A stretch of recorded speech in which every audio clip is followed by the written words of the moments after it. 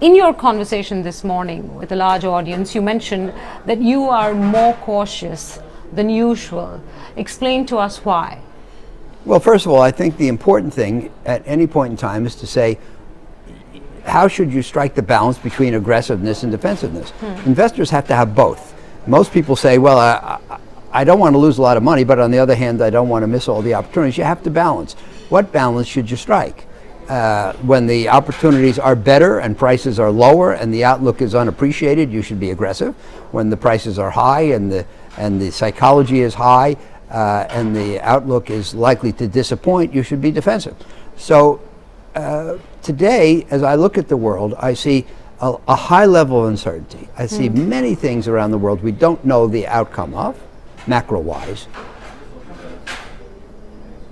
Interest rates and thus prospective returns on most assets that are low, prices that are full, I'm not saying bubblish, but high, full to high, and most investors engaging in risky behavior to try to get high returns in a low return world. If you look at that combination, that's an unattractive combination. It tells me that we should favor defense over offense today. Balancing the two, but with the bias toward defense. How do you then explain, Howard, if there is an explanation to be had at all, that there isn't much optimism in most countries that you visit, despite their potential, even here in India. And yet you see markets where they are, nearing all-time highs if they haven't reached there already, the Dow at 21,000, the Nifty at above 9,000 here in India. What explains this? I wrote a memo a few years back called Ditto, in which I talked about this. If people aren't thinking bullish, why are they acting bullish?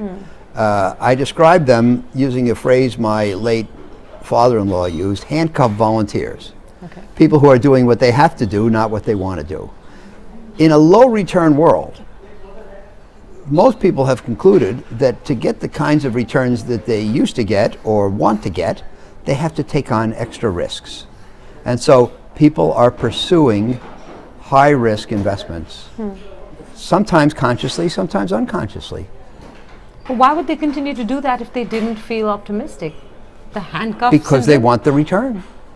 If you look at institutional investors, for example, in our country, pension funds and endowments generally need 7.5%, 8% a year return. And you can't go into money market funds yielding 0, treasuries that pay 1 or 2, high grade bonds at 3, and expect to get 7.5. So they have no choice but to engage in the strategies that give them a chance at 7.5. So how will this end up or culminate? Or do you think that this is a situation that will get corrected once we see some return in interest rates in the developed world at least? Well, I mean, on the one hand, higher interest rates will make it easier to get 7.5. Right.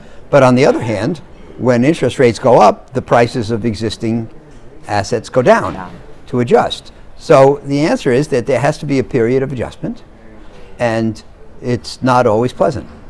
You know, if for an asset to deliver, let me say this, for the prospective return on an asset to rise, what has to happen?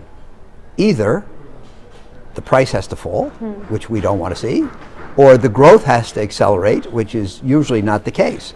So the answer is, when you're in a high-priced world, the transition to a low-priced world is not a pleasant one.